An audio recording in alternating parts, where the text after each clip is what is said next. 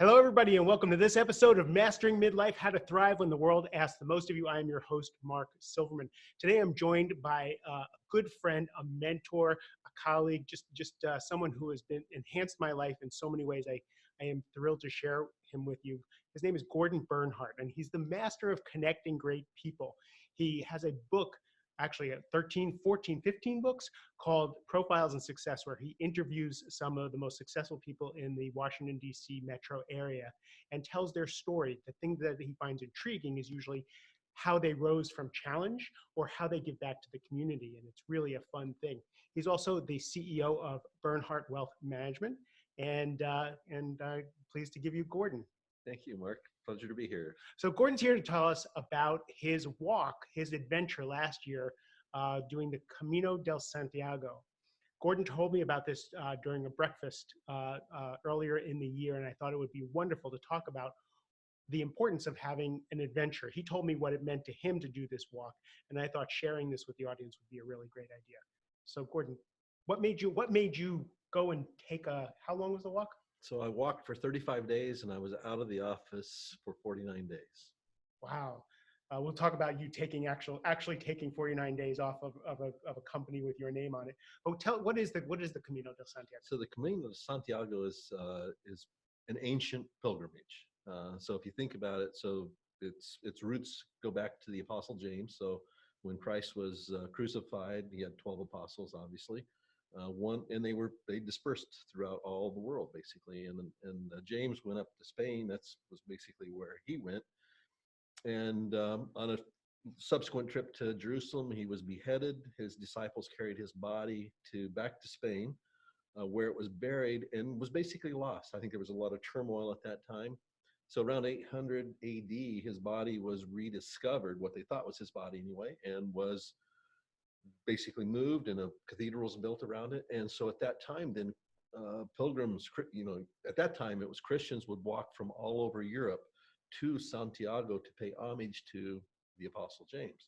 Today, that history has continued, but today you have Muslims, agnostics, Buddhists, certainly Christians, but people that just want to walk. And for me, I'd heard about it probably about 8 or 10 years ago, and I like the outdoors, and I just thought it'd be a cool thing to have that type of walk, to be out of the office for that long and just walk, see how your body handles it. But it turned out to be just an incredible experience. Yeah. So what made you want to do this pilgrimage? What made you want to do this walk beforehand? Not knowing what you know now, but before you knew what the walk was going to be, what made you actually go out and take an adventure like this? Well, being an entrepreneur in your own business, my life has been my business for the most part up until that time. I hadn't taken that much time off. So I just thought this would be that it forces you to be out of the office. If you're going to walk, the length that I walked from France to the ocean, and a person doesn't have to, but I wanted to walk that full length of what they call the French way of the Camino de Santiago. And there's other paths that one could walk, and you don't have to walk from France. You could choose to walk from Pamplona or Burgos or Lyon and walk a shorter distance. But for me, it's just like I said, okay, I need to start taking time out of the office. And I love the outdoors. I love walking. Go big or go home, yeah, right? Yeah, exactly. So that was the plan, was just to, enjoy this walk. And that's what it was. So 35 days and be out of the office. I gave my team the authority to make whatever decisions, and they didn't reach out to me. I didn't check in with them. We were in the middle of hiring. So again, there was this, I got a great team that basically were able to do things, do everything to keep the practice running. Yeah, wow, that's amazing that you're able to take the time off. How far is the Camino? It was 6. So it's 500 miles from France. So you did to Santiago, and then if you go further, which I wanted to go to the ocean, the Romans called Finisterre. Its meaning was the end of the world, and I said, if you're going to do this, why not walk to the end of the world? To me, it would be incomplete to walk to Santiago, where the body of the Apostle James is buried. To me, it's like you got to go 4 more days to walk to the end. So of how the far world. was it? So I walked 618 miles. I was about to say 65 miles. I completely cannot get the range and scope of this. How did you prepare for this? Uh, so I just started walking. So in my I started walking in France then on July 20th, and in January of that year, last year, then I just started every weekend. Just started going out and walking. Started off maybe 10 or 12 miles, worked up to 25, 30 miles, knowing that most days I wasn't. I needed to average 18 miles, but since you're going from town to town, you know, your mileage would vary. So I think my shortest day was probably a little over 12 miles, and my longest day was 29 miles of walking. So from January through July, then I walked on the weekends, on typically on the C&O Canal. I had some trips to Colorado, so I got some more elevation there. Just tried to make sure I walked 15, 20, 25 miles on average, in between January and the time I left in July. What I love about that is when I trained for the Marine Corps Marathon, I couldn't even run a mile before I trained for that. But the training was like a whole year beforehand. So I was out in nature. I was out running. I was out listening to books on tape, right? The whole time I was training. So that marathon, which was only 5 hours, was actually a year's worth of activity. Yes. So even though this was a long trip, you had a whole year's preparation. Sure. To go sit in nature and think, and Yes.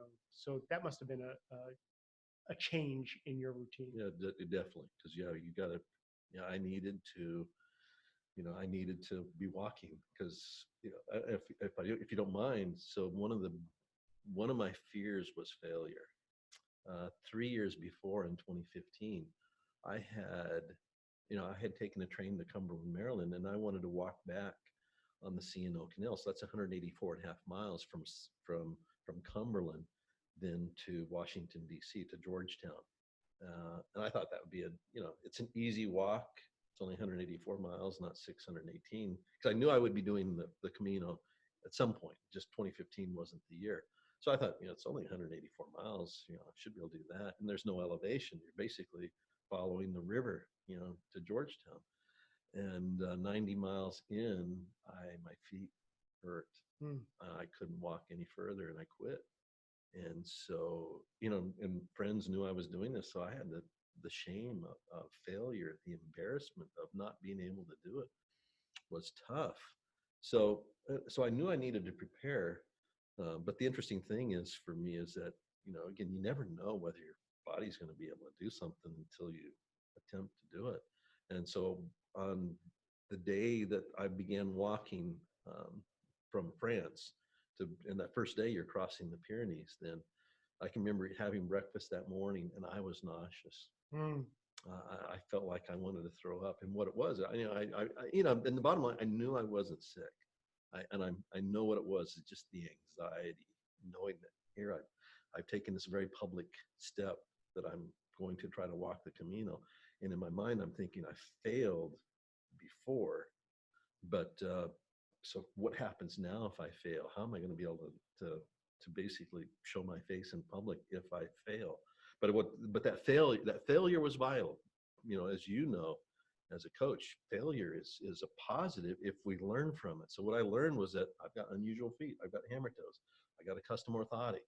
I tried different sock combinations, and everybody that walks, is proponents of some with liners, some without liners. Everybody's different.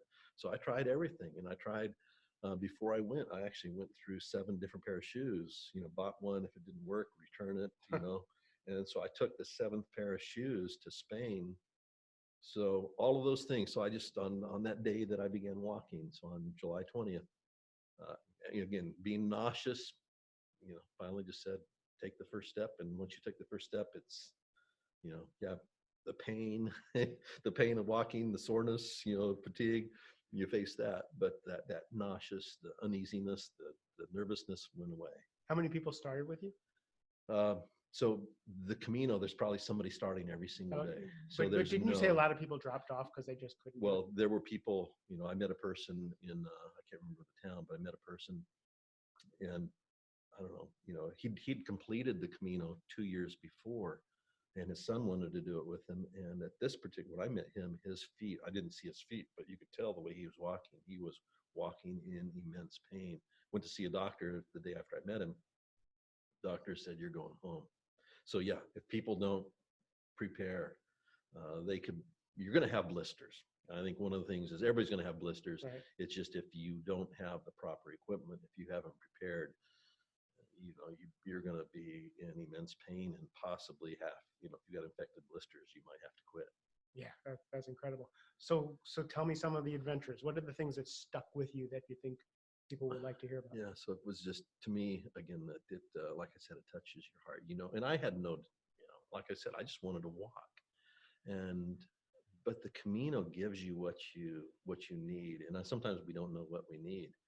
Because you're talking, I didn't, you mentioned when you were praying for the marathon that, listening to podcasts, listening to things, I anybody that wants to do this, I'd say avoid, don't carry earbuds, because I think on this type of journey, you need to be attuned to just your mind, because walking that long, and again, being, having blisters, I didn't have major blisters, but you're going to have blisters, being sore, being fatigued, some very hot days, whatever the conditions are, the body's going to speak to you. And as your body speaks to you, so does other things come to mind, and you start reflecting on things.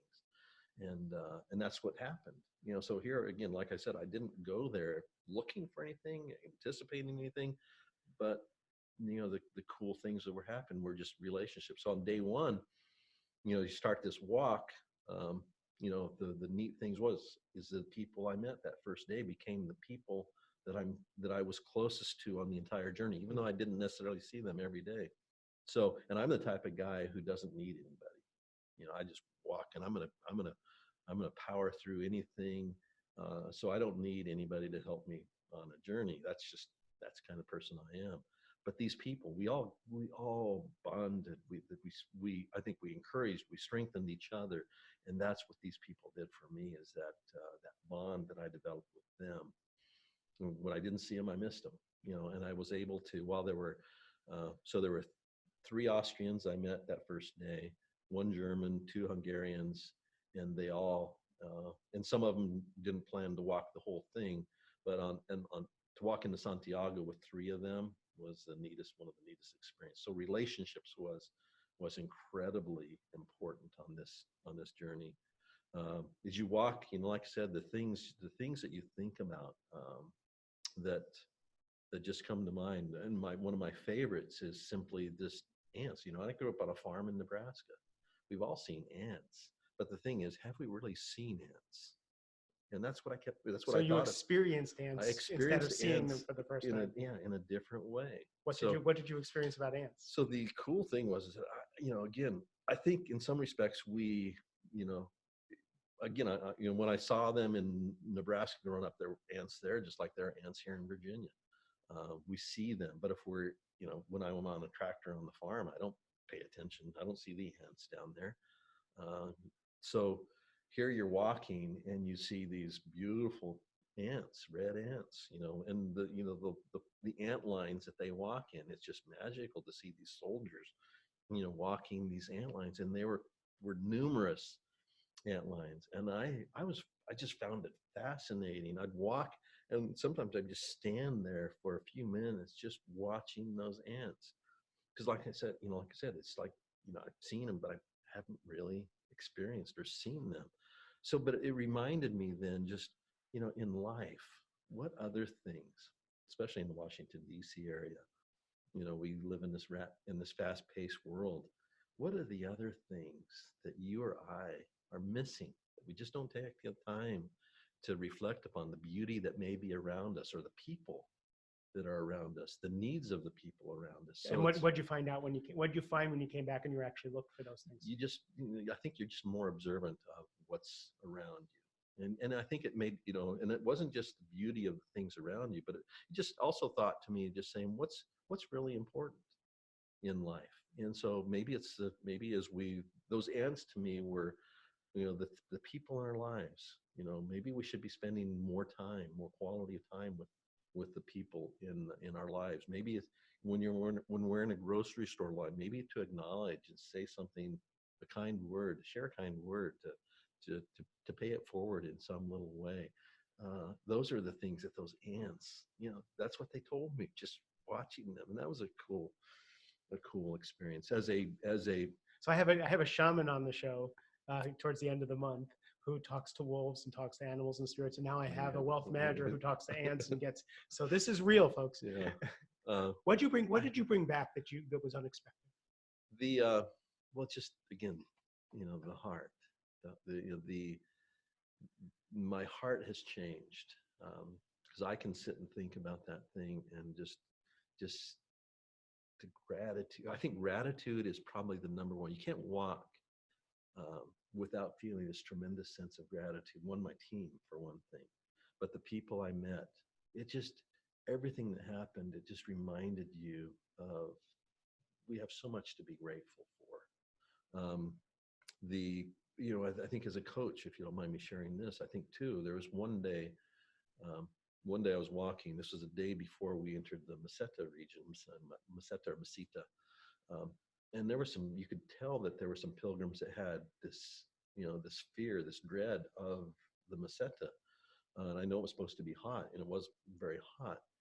And that night over dinner, I actually heard a pilgrim actually warning others that we shouldn't walk alone. That we may get ambushed.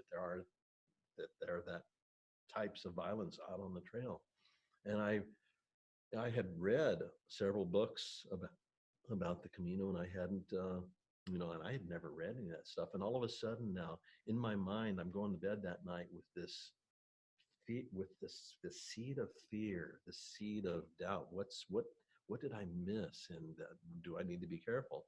Started walking the next morning, and one of the things I realized was, as a father, this is so important. That as a business owner, as a person, who are the people that we allow?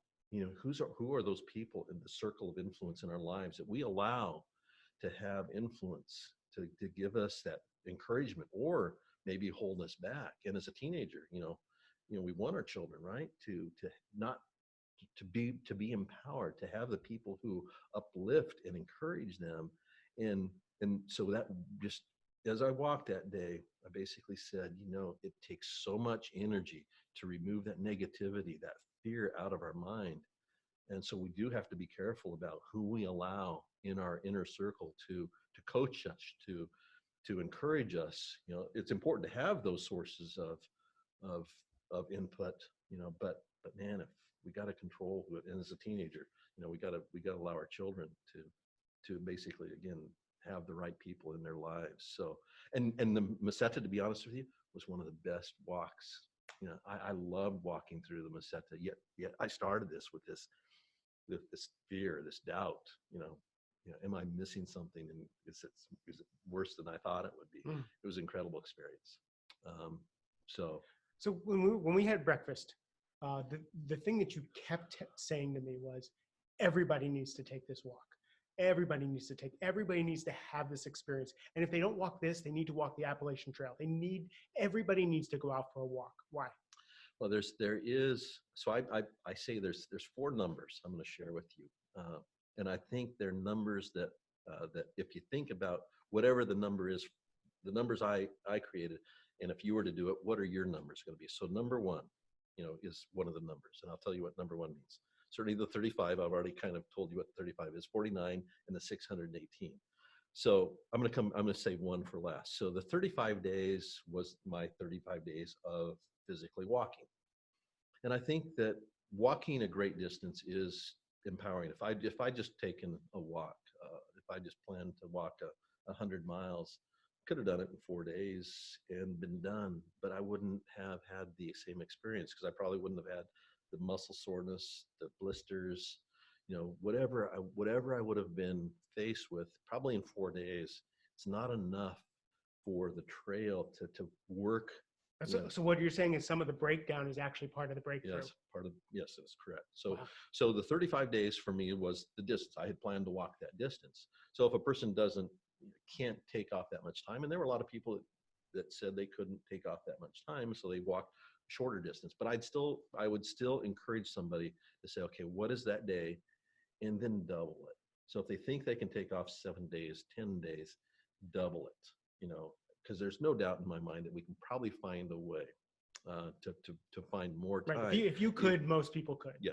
Yes, exactly. That's the 35, and that's the 49. I think the 49 is important because I was disconnected from the office. I think sometimes we think we're worth more than we are, that we're more valuable, that we're needed. So wait, so 35 days of walking, but 35 49 days out of the office. Out of the office. And I think there's power for a CEO to let the team think. And maybe if we don't think the team is capable, well, certainly, and I didn't walk 8 years ago when I first learned Right. about it.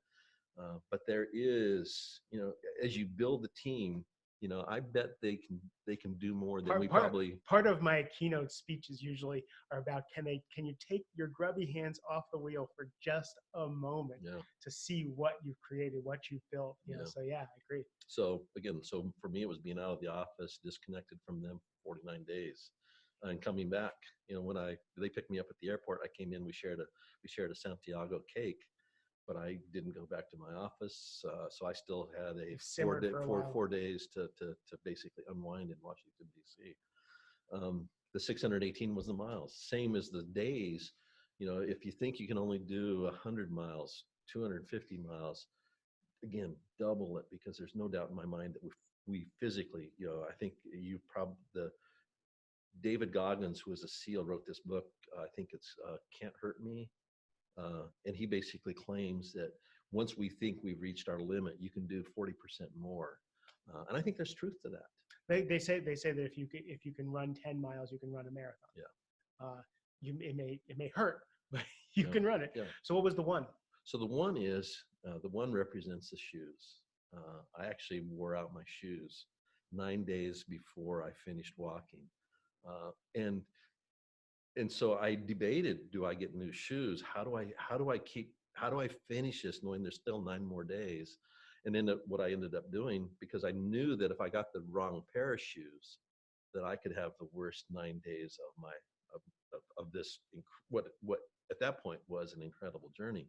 So, but those shoes became then extra special to me, that I wore out a pair of shoes, that they died, they physically gave their life, but I duct taped them together for the remainder journey. Every couple days, then I ripped the duct tape off and put more duct tape around it to keep the dust out, because there were holes in the sole.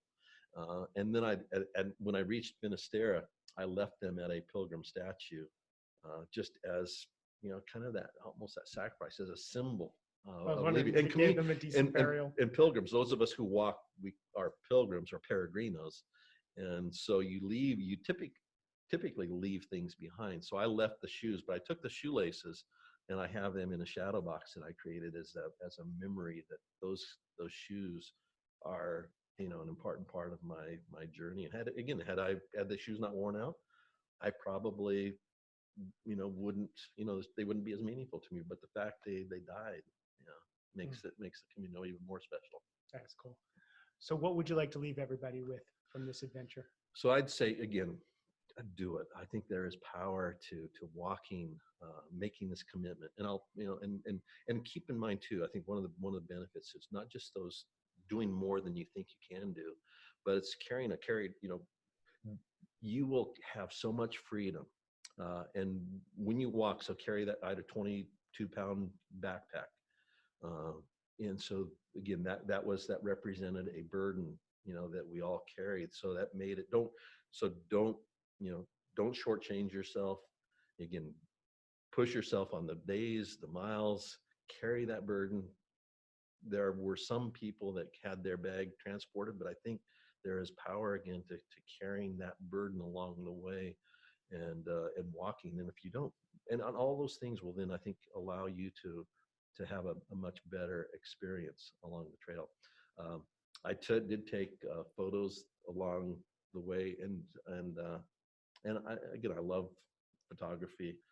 Some of those photos I'll probably have blown up and hung, because I think they not only mean something to me, but they're beautiful. But there was one photo, and if you don't mind, I'd like to read maybe 3 paragraphs that I wrote. So every day I wrote something that I was either experiencing or that maybe touched my heart. So one of my favorite photos is actually a horrible photo, but it's my favorite photo. because it represents, because what I wrote that day was heartfelt. And so what I wrote on this particular day, so what I saw that day it was my last day of walking. I saw a stone, and painted on the stone were two words, Buen Camino. And it's what it was a greeting that we shared with other pilgrims. The Spaniards that we met locally would say the same thing as a way of greeting. So I wrote several paragraphs each day, but here's 3 paragraphs that I wrote regarding that photo. So I said here, I saw the image you see in this photo today after during a 21.1 mile walk to Finisterre.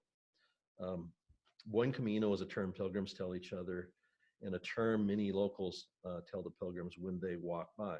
It means walk well, happy trails. However, when I saw this, it really hit me today that it was my last day of purposeful walking on the Camino. It seemed that the Camino's message to me was goodbye, Gordon. Thanks for embracing the spirit of the Camino. Thanks for listening to my messages to you. Walk well as you continue your Camino journey. And I knew today was the last day of walking, but this made it real, seeing those rocks. I'm going to miss the Camino, miss the people who have been important to me these 35 days, and miss learning about people. So the Camino is a life. It is a life-changing experience that if done properly, it can touch your life and impact you, and impact the relationships in your life, impact your business. I think it's just that's it. It's you'll never have a more heartfelt experience. That's so moving. And can I have the copy of that so I can put it in the show notes for people to read along? Sure. I appreciate that. That's a beautiful way to end. Gordon is going to come back and talk about wealth management on another episode, and we may or may not cry on that episode. But as you know, if you're a listener of this podcast, we always cry on this podcast. Gordon, thank you for sharing your journey and your adventure. I was moved when you first told me about it, and I'm moved again. To everybody else, thank you for spending your time and your precious attention on me and us. I love you, and have a great rest of the day.